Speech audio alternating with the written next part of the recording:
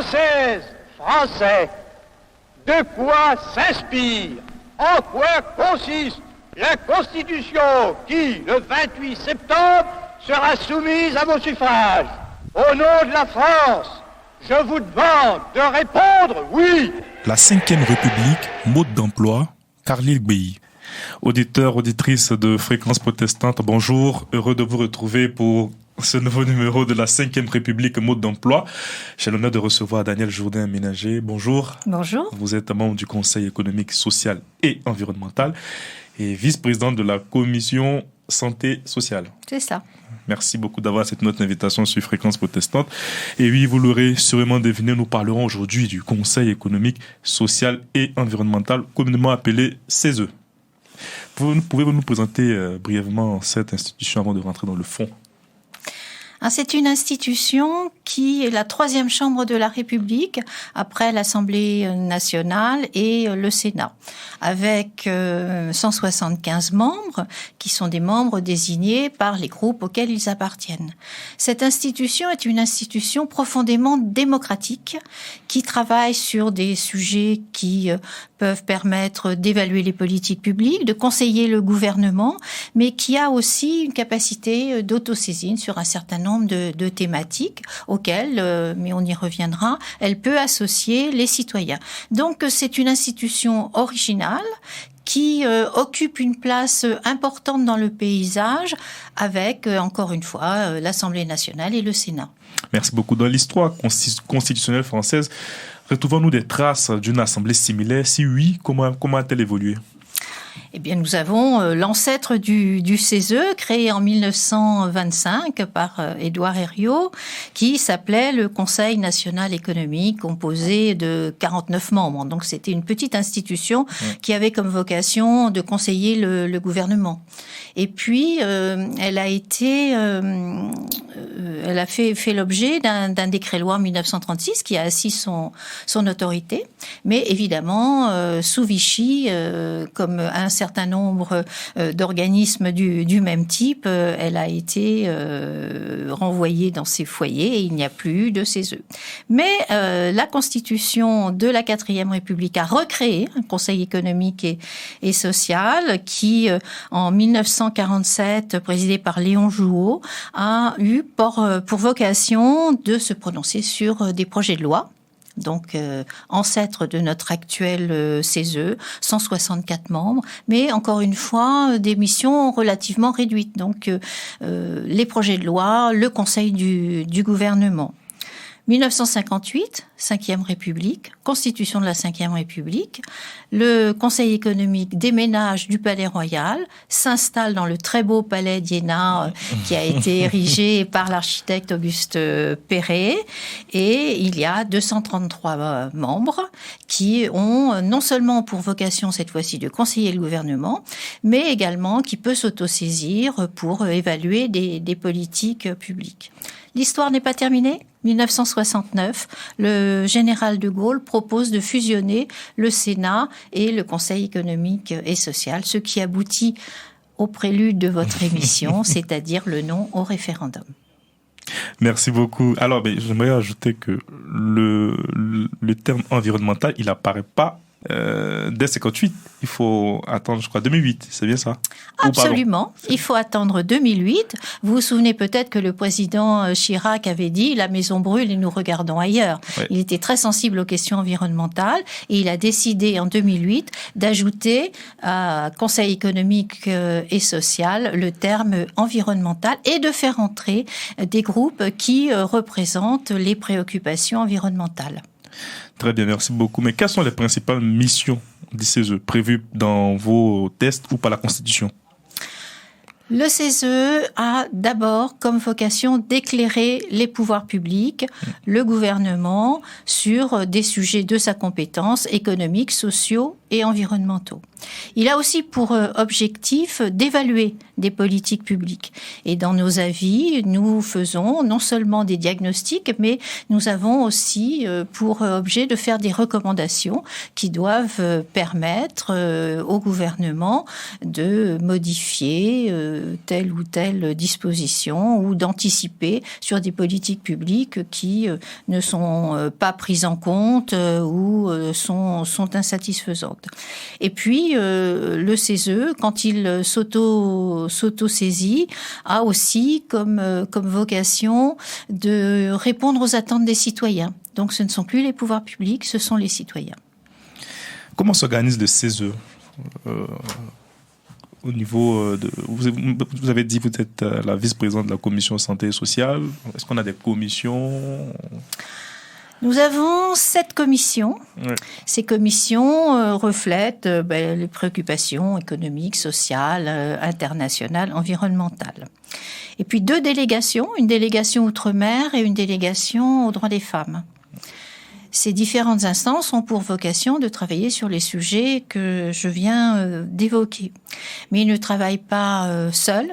Ils s'appuient sur une administration composée d'administrateurs du CESE qui nous appuient dans tous les travaux de réflexion que nous menons. Comment devient-on membre du CESE ?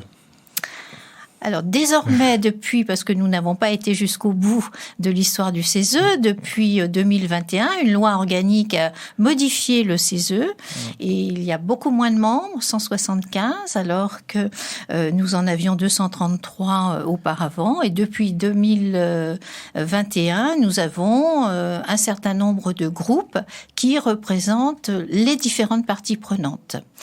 Donc, si on représente les syndicats, on est désigné par son organisation syndicale ou patronale, mais on peut être, et c'est mon cas, désigné par l'association à laquelle on appartient. Et chacun de ces groupes a une organisation autonome. Et quand il y a en assemblée plénière le vote sur un avis, c'est le groupe qui vote et pas les personnes. Ah, c'est la différence avec les autres assemblées. Oui, enfin plus ou moins, parce que les partis politiques, ils s'expriment souvent en tant que partis politiques, même s'il y a des frondeurs. C'est vrai. À la tête de cette troisième chambre, il y a un président. Oui. Quel est son rôle ? Comment est-il nommé ou élu ? Alors, le président a été nommé comme membre du CESE, mais il a été élu par les membres du CESE. Thierry Baudet était auparavant président de la Mutualité française, donc il représente une institution importante dans notre pays. Sa vocation, c'est de représenter le CESE. Il rencontre fréquemment le président de la République, la première ministre, les différents ministres, et son objectif est de valoriser le CESE. Parlant du président de la République, de la première ministre, comment s'organisent les rapports du CESE avec les autres institutions, notamment le gouvernement et le Parlement ? Eh bien, ça dépend des sujets que nous traitons. Lorsque le CESE s'auto-saisit, nous rédigeons un avis qui ensuite, je vous l'ai dit, est adopté en assemblée plénière. Il arrive très souvent que les ministres viennent assister à l'assemblée plénière. Si ça n'est pas le cas, eh bien le président, suivi du rapporteur, va présenter l'avis au ministre concerné ou à la première ministre. Donc ça, ce sont les rapports avec le gouvernement. Mais avec les assemblées, Sénat et Assemblée nationale, lorsqu'il y a des travaux qui sont proches de ceux que le CESE examine, eh bien nous demandons un rendez-vous et nous allons présenter nos conclusions ou éventuellement, en amont, nous avons un échange avec le Sénat ou l'Assemblée nationale, les parlementaires qui sont spécialistes de tel ou tel sujet, la Commission des affaires internationales, Commission économique, Commission des lois. Par exemple, en ce moment, dans ma commission, nous allons travailler sur le sens de la peine. Je sais qu'il y a une proposition de loi, une niche parlementaire prévue sur la récidive. Eh bien, nous allons rencontrer les parlementaires pour évoquer, eux et nous, ce sujet. Merci beaucoup. Mais vos rapports ne se limitent pas seulement entre les institutions, vous êtes aussi ouvert aux citoyens. Absolument. Alors, nous sommes ouverts aux citoyens lorsque nous nous penchons sur un sujet. Nous voyons quelles sont les possibilités d'intégration, par exemple, des citoyens dans une commission.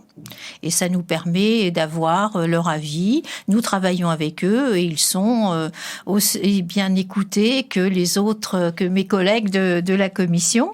On peut avoir aussi ce qu'on appelle une plateforme consultative où les citoyens s'expriment sur le site du CESE, ou aussi également une pétition. S'il y a 150 000 signatures, eh bien, c'est un sujet qui est repris et examiné par le CESE.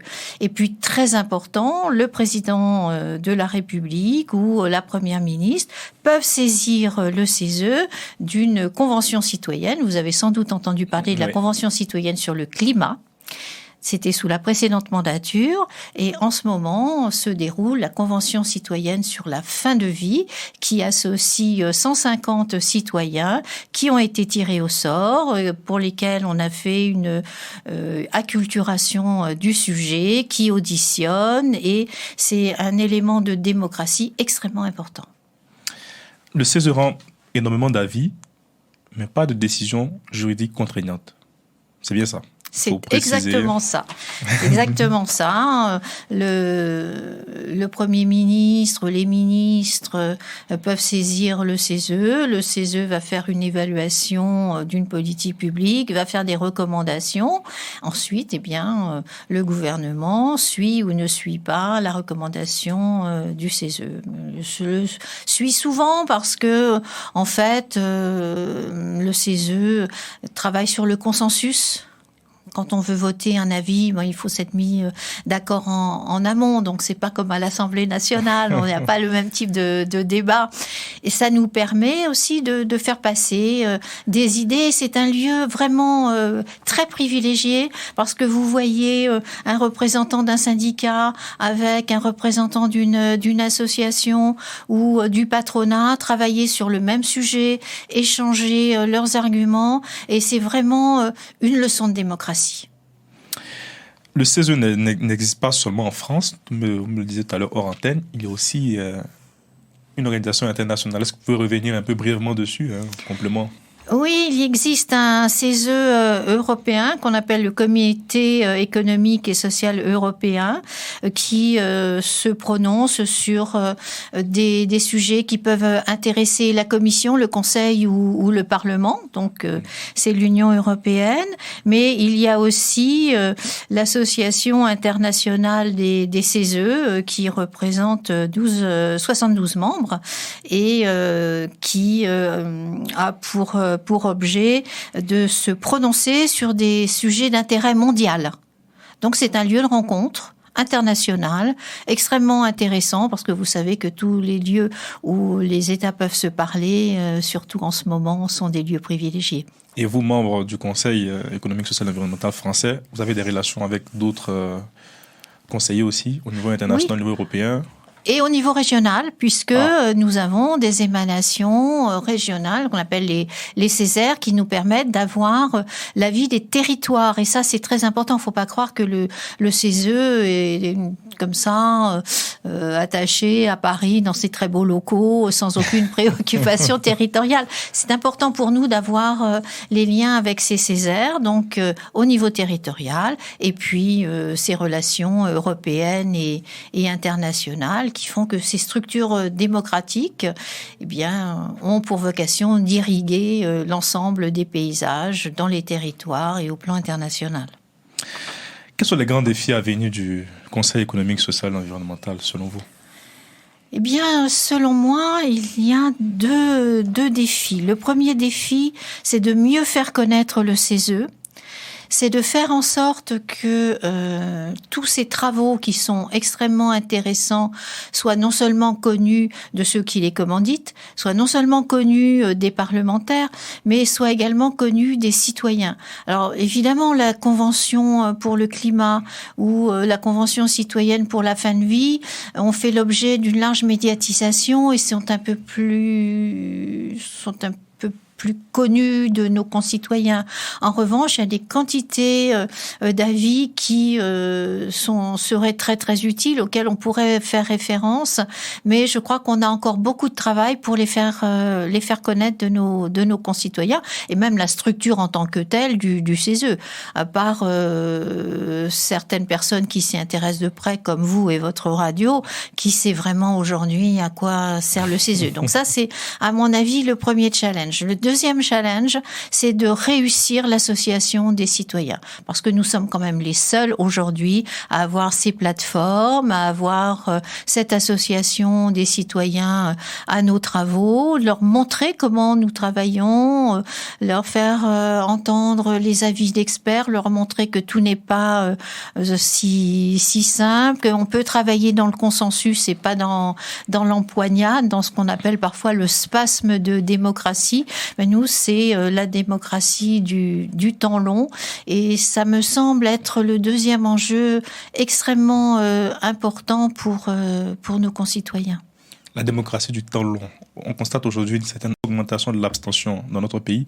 Pensez-vous que le CESE peut être l'instrument qui peut ramener les Français dans le débat politique démocratique?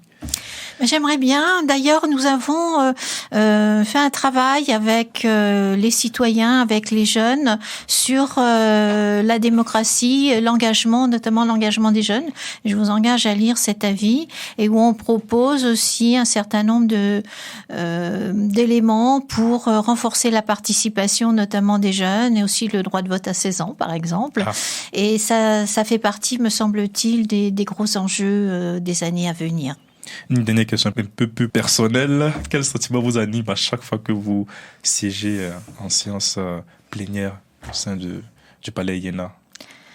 J'apprécie le consensus, c'est-à-dire de me trouver en face de syndicats, d'associations, de représentants de différents milieux économiques qui peuvent sembler opposés, mais qui sont en mesure de s'entendre, qui peuvent utiliser les méthodes d'analyse de controverses et qui ensuite se mettent d'accord. Et ça, je pense que c'est une grande leçon de démocratie. Donc, je suis fière. Merci beaucoup Danielle Jourdain-Méninger. Je rappelle que vous êtes membre du Conseil économique, social et environnemental, vice-président de la Commission santé sociale. Merci à vous auditeurs et auditrices. Je vous dis à très bientôt pour un nouvel épisode. Françaises, Français, de quoi s'inspire, en quoi consiste la Constitution qui, le 28 septembre, sera soumise à vos suffrages? Au nom de la France, je vous demande de répondre oui. La 5e République, mode d'emploi, Khalil Bey.